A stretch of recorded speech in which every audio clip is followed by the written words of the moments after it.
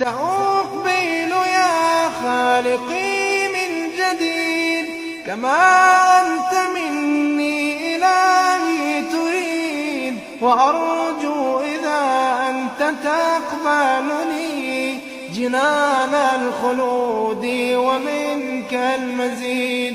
عصيتك ربي فأمهلتني وتسترني رغم أني عنيد، لأنك ربي غفور ودود رحيم بكل الورى والعبيد.